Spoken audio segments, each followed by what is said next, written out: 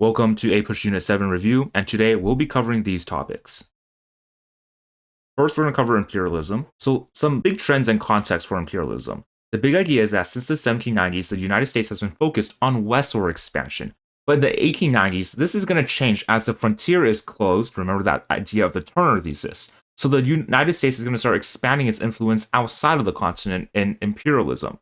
And the 1890s is going to mark a transition in United States history as the United States becomes a global power. So let's cover the motives for imperialism. The first one is economic. Big business is really going to push for raw materials and the markets for the Industrial Revolution. There's also political motives because we want to compete with other colonial powers. We're going to compete with Europe and Japan over in Asia to expand global dominance. There's also military reasons. The US wants to get strategic naval bases. Alfred C. Mahan is going to write The Influence of Sea Power, which stressed the importance of a strong navy. Finally, there's ideological motives. There's this idea of the white man's burden, that the white race is superior and has a duty to, quote, civilize inferior races. And this really is just social Darwinism applied to foreign affairs. One figure that you should know is Reverend Josiah Strong, who writes Our Country. In this book, he argues that the Anglo-Saxon race is, quote, superior and is thus justified in spreading its, quote, civilization across the globe.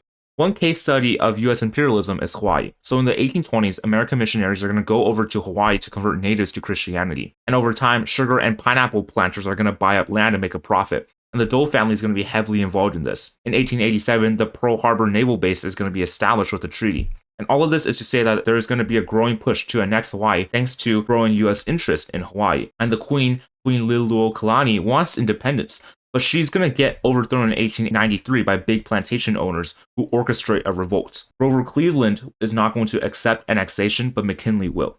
The big one that you need to know is the Spanish-American War, and this is really going to symbolize U.S. imperialism. So let's go over the causes. So during this time, Cuba is going to be one of the few colonies still controlled by Spain, and revolts were very common. General Butcher Wayne is going to brutally suppress the rebellion with concentration camps, where starvation, disease, and death were rampant. Okay, so why does the United States care? Well, the US cares because they have a vested interest in Cuba. There's a lot of sugar plantations there, and yellow journalism or sensational reporting is going to stoke sympathy for the Cubans. However, the big cause is going to be the explosion of the USS Maine, which Spain is going to be blamed for sparking the war. So at the beginning of the Spanish-American War, the US is going to pass a Teller Amendment, which stated that the US will not take over Cuba. Spoiler alert, they will. And the US is going to absolutely dominate the war. George Dewey is going to crush a Spanish fleet, and Theodore Roosevelt is going to lead the Rough Riders in a big victory. And ultimately, the fighting is going to stop with the Treaty of Paris of 1898. And this is big because the US is going to acquire Cuba, Guam, the Philippines, and Puerto Rico, all for just $20 million. Now, the impact of the Spanish-American War. The big idea is that there's going to be a controversial debate over what to do with the newly acquired territories. There's actually a debate in Congress if the US should ratify the Treaty of Paris, and the Anti-Imperialist League will be formed to oppose the ratification of this treaty, with members including Samuel Gompers, Carnegie, Mark Twain, and others. However, McKinley will favor expansion, so Congress is going to narrowly ratify the Treaty of Paris of 1898, acquiring these new treaties. Again, this supports the big idea that the United States during this time period is going to pursue an expansionist, imperialist policy. So the Teller Amendment is not going to be upheld. Who would have seen that coming? And it's going to be replaced by the Platt Amendment, which really limits Cuban freedom. It states that the US can intervene to restore peace and order, that Cuba cannot sign treaties with foreign powers that limits its independence, and it's going to establish a naval base at Guantanamo Bay. And these actions ultimately are going to create a lot of resentment amongst Cubans. Again, this supports our big idea here. Now, Puerto Rico. The Foraker Act of 1900 is really going to limit freedom for Puerto Ricans. Puerto Rico is going to be granted limited popular sovereignty, and eventually US citizenship will be granted in 1917. The question of citizenship and rights in these territories is going to be a controversial debate. In the insular cases of 1901, the Supreme Court ruled that the US constitutional rights did not automatically extend to American territories. Once again, we see how our big idea is supported. The big one is going to be the Philippines. So Emilio Aguinaldo is going to lead the Filipino independence movement against Spain. He fights alongside the United States, assuming that independence would be granted after the war. This doesn't happen. So a brutal guerrilla war known as the Philippine-American War is going to take place. It lasts from 1899 to 1902, and the United States is going to win and keep control. And there's going to be no formal independence for the Philippines until after 1946. Again, the big idea is that the United States is going to pursue an imperialist expansionist policy during this time. Let's also take a look at China. The US wants access to markets in China, but other nations have already carved out spheres of influence. So in 1899, the US Secretary of State John Hay is going to declare the open door policy, the idea that all countries should have equal trading privileges in China. Obviously, the Chinese will not like this increased foreign influence. They're going to fight the Boxer Rebellion, but do not win. Again, we see imperialism at work here.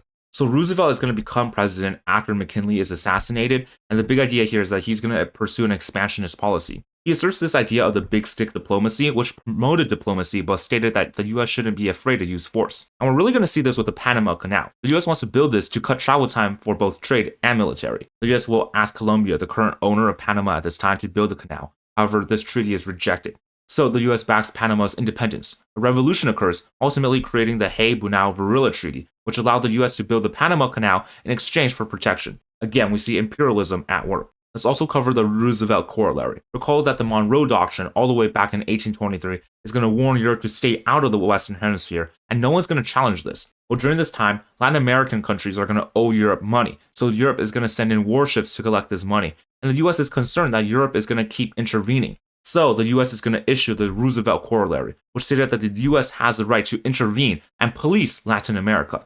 And this will be used as justification when later presidents send troops to Latin America, which continues to strain relations between Latin America and the United States. Again, imperialism at work.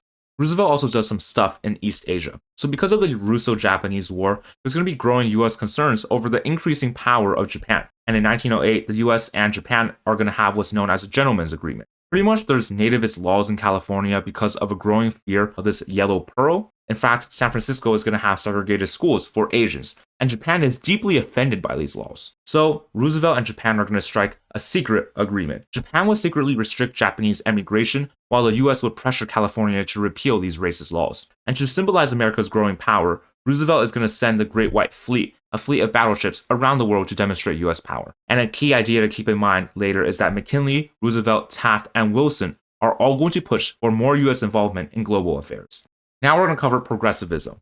So the key idea is that the progressive movement is going to emerge as a counterreaction to the abuses of big business, growing inequality, and the social issues of the Gilded Age. Recall how last unit we saw that industrialization, urbanization, and immigration all create a lot of problems for society. And the progressive movement is really going to push for the use of government power to reform society. They're going to reject this idea of laissez-faire, but keep in mind that the progressives aren't super radical, they just want reform. Another big idea is that the progressive movement was very diverse. It will mainly be driven by middle-class men and women, but you also have other people like Protestant church leaders, politicians, unions, women, African Americans, and others. And for complexity, I will compare this to other periods of great reform, like in the Age of Reform, the 1830s, and the New Deal later on. Key to the progressive movement were muckrakers, who were journalists that exposed problems in society. There's 4 that you should know. You have Ida Tarbell, who writes History of Standard Oil Company that exposed monopolies. Jacob Riis is going to write How the Other Half Lives, which exposed the horrors of the tenements and slum life. Lincoln Steffens writes The Shame of the Cities, which exposed political machines. And Upton Sinclair is going to write The Jungle, exposing the meat industry and also advocates for socialism.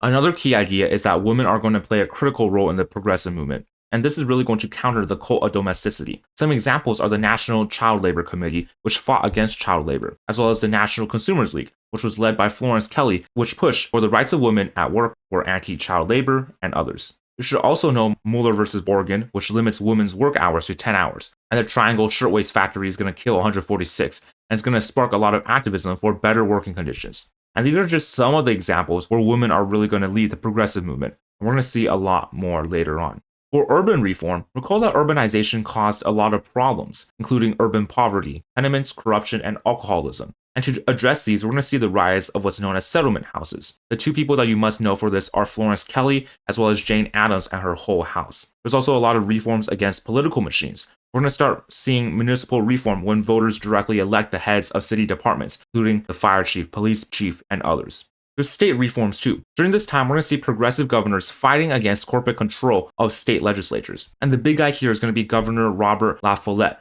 And he's going to be the Wisconsin governor and a massive reformer. He really pushes for this Wisconsin idea where he uses university professors and their ideas to drive reform. La Follette is going to regulate public utilities, fights big railroad, implements tax reforms, and reforms politics too. So lots and lots of reforms. So speaking of political reforms, let's quickly go over some. The big idea is that political reformers wanted to restore democracy and reduce corporate influence, ultimately working to restore faith in the American political system. Recall how the Gilded Age had a lot of corruption, and that really causes people to lose trust in the government, something that the reformers sought to address. So we're going to see the use of the secret ballot. the direct primary, recalls, initiatives, and referendums, as well as the 17th Amendment. Hopefully, you remember some of these from Unit 6. There's some moral reforms too, specifically temperance. The big idea is that there's going to be a lot of division over temperance. You have some people who support it and some who don't. This is also an immigrant issue. Protestant natives want temperance, while Catholic immigrants don't. Temperance is also an issue of location. Rural areas want prohibition, while urban centers typically didn't. Major temperance groups include the Women's Christian Temperance Union, which advocated for personal prohibition, having its members take oaths to not drink. There's also the Anti-Saloon League, which pushed for prohibition on a national level through legislation. One person that you should know is Carrie Nation, who is an absolute menace. She's going to walk through bars with a Bible and a hatchet, just splitting open any alcohol containers. She survives multiple attacks and fines and just keeps going at it. Now let's look at the domestic policies of Roosevelt. So the big idea here is that Roosevelt and the other progressive presidents are going to believe in an expanded role of the president. So who are the progressive presidents? They're going to be Theodore Roosevelt, Taft, and Woodrow Wilson. Now let's cover the domestic policies of Roosevelt. Again, he's going to believe in an expanded role of president, and this is best exemplified by the coal miners' strike of 1902. Roosevelt is going to gather union organizations and the mine owners to strike a deal. The mine owners don't want to cooperate. So Roosevelt is going to side with the workers and threatens to run the mines with federal troops instead, forcing the mine owners to strike a deal with the unions. This is a stark contrast to the Great Railroad Strike of 1877 with Hayes and the Pullman Strike with Cleveland, where the president backed up the businesses. And central to Roosevelt's domestic policies is going to be the Square Deal. Use the 3 C's to help you remember this. It's going to be the corporations, consumers, and conservation. So let's cover the Square Deal, starting with corporations. Recall how the Sherman Antitrust Act is very ineffective. In fact, it's actually going to be used to break up labor unions.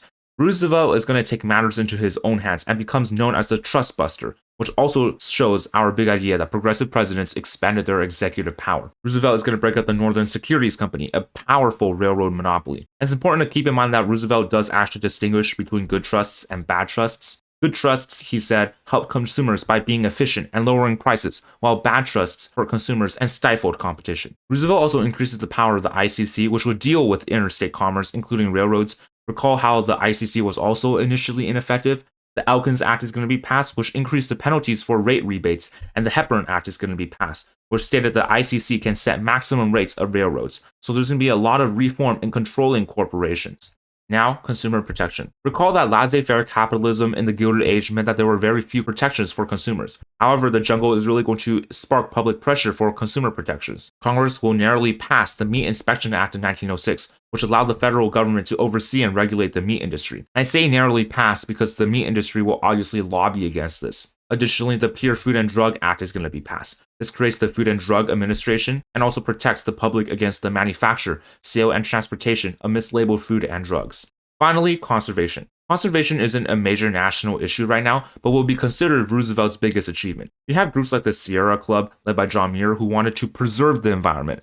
Recall that preservation is different from conservation. Roosevelt is going to use the Forest Reserve Act passed before him to protect 150 million acres of land. And in the Newlands Reclamation Act, the sale of public land would fund irrigation projects in the West, which would help settle the region. Roosevelt is going to step down in 1908 and picks Taft as his successor. And Taft is going to actually break up even more trusts than Roosevelt and will continue the conservationist policies. One thing that you should know is Taft's foreign policy, known as dollar diplomacy. This is going to encourage U.S. businesses to invest in areas of U.S. strategic interests, which would promote U.S. interests without using force. And this ties back into the idea of expanding U.S. global influence in imperialism. However, the Republican Party will also become divided during Taft's presidency. Taft will back the Payne-Aldrich tariff, which raises the tariffs, angering progressives. The big one, though, is going to be the Pinchot-Ballinger controversy, where Taft fires the chief of Forest Service, Gifford Pinchot, who was Roosevelt's homie, after he criticized the Secretary of Interior, Ballinger, who Taft liked. And Pinchot does this because Ballinger opened up public lands in Alaska to private development, which seemed like the administration had sold out on conservationism.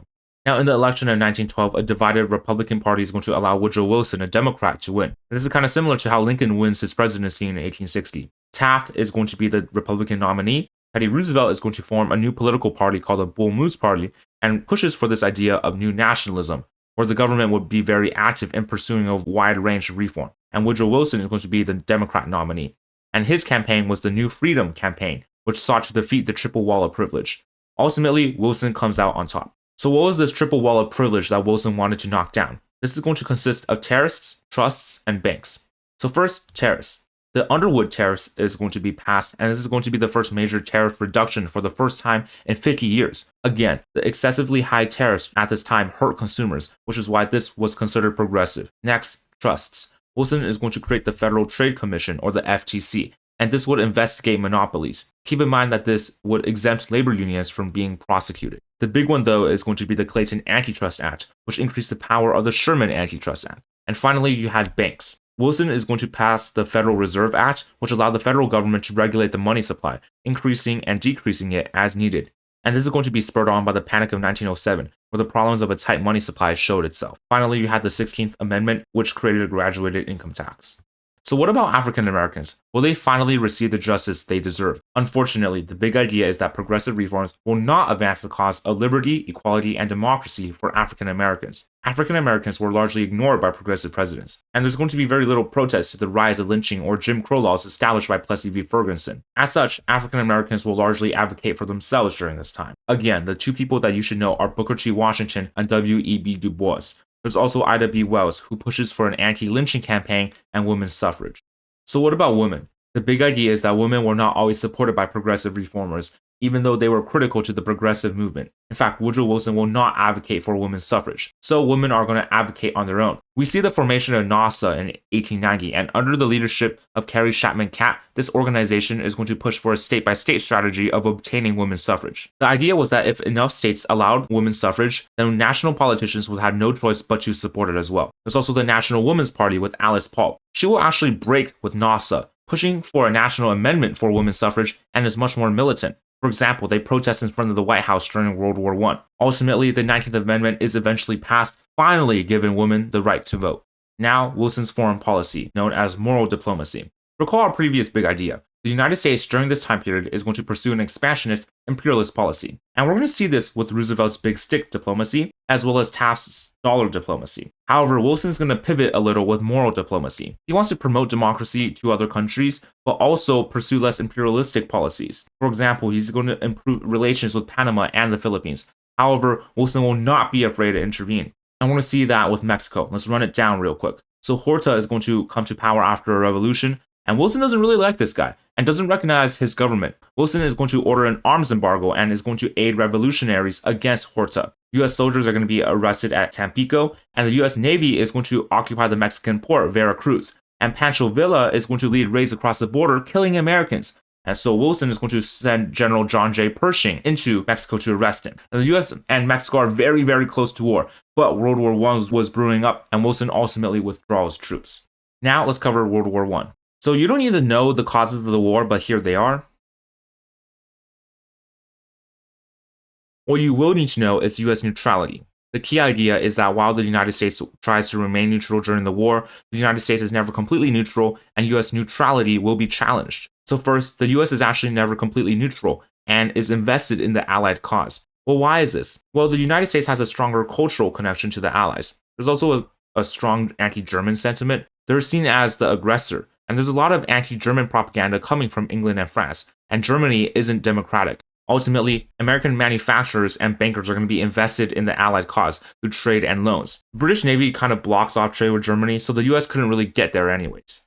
The other big idea is that US neutrality will be challenged. Here's how. There's going to be the sinking of the Lusitania, a British passenger ship with Americans on board, and this sinks because of German unrestricted submarine warfare. The US is obviously outraged, and Germany pledges not to sink any more ships. They then sink the Sussex a year later, and this pushes the US very close to war. In Germany's Sussex Pledge, Germany promises to not sink any more ships without warning. Then you have the Zimmermann Note, where Germany asks Mexico to invade the United States and would help them recover lost territory. This is going to be intercepted by the British and is never delivered to Mexico. And because of all of these threats to US neutrality and the fact that the US was already invested in the Allied cause, the US will ultimately enter World War I on the Allied side. It's interesting to note that Wilson's re-election bid was that he kept the United States out of war. But then this changed less than a year later, where Wilson asks Congress to join World War I to, quote, make the world safe for democracy. Wilson really believes that this is going to be the war to end all wars, and he wants to be a part of post-war negotiations. The big idea is that during World War I, the US economy and society will revamp to mobilize for war. We see this with the Selective Service Act, which was a draft for soldiers. The main American fighting force is the American Expeditionary Force, led by Pershing. Additionally, the war is going to be financed by war bonds and income tax from the 16th Amendment. Another big idea is that the federal government and big business will work together to mobilize for war. Keep this in mind because it will be important later when the American people feel like World War I was fought because of the greed of the arms industry. More on that next unit. Anyways, we see the National War Labor Board, which was created to prevent strikes and mediate labor disputes. Keep in mind now all labor unions will like this. The American Federation of Labor supports the war effort, while the industrial workers of the world will oppose the war effort and go on strike during wartime production. The War Industries Board is going to set production priorities, and the U.S. Food Administration, led by future President Herbert Hoover, will encourage rationing. Additionally, there's more support for the 18th Amendment during this time, and this resulted from a need to ration as well as heavy anti-German sentiment. So how does the war impact society? Well, we're going to see that civil liberties are going to be greatly reduced. There's the Committee of Public Information led by George Creel, which worked to create wartime propaganda for the American people. The Espionage Act is passed, which states that you cannot interfere with the draft or the war effort. The Sedition Act is also passed, prohibiting people from criticizing the government. The Supreme Court case that you should know is Schenck versus the United States, where socialist Charles Schenck was passing out flyers opposing the draft and was arrested. Schenck argues for his First Amendment rights, but the Supreme Court ruled that the First Amendment rights can be restricted if it poses a clear and present danger. And for complexity, we're going to see that civil liberties are frequently restricted in the name of national security during war and times of crisis. For example, we saw the passage of the Alien and Sedition Acts in 1798 by the Adams administration amidst fears of war with France. We also see Lincoln suspend the writ of habeas corpus in 1861 during the Civil War. And after 9/11, we also see the Patriot Act, which increased government surveillance. Now let's cover World War I's impact on society. The big idea is that World War I will have a significant impact on society, especially for minority groups. First trend that we see is the First Great Migration, where African Americans moved to northern cities for factory jobs because of the labor shortage during the war. They also do this to escape Jim Crow laws. Additionally, about 400,000 African Americans serve in segregated units, which some hoped could bring greater equality back at home. Obviously, this doesn't happen. Race riots are going to break out in 1919. Mexican immigrants are also going to play a significant role in migrant farm work because of the labor shortage, and women are going to play a critical role in factory jobs as the men get drafted. In fact, they are so important that the 19th Amendment is largely passed thanks to the significant contributions of women on the home front.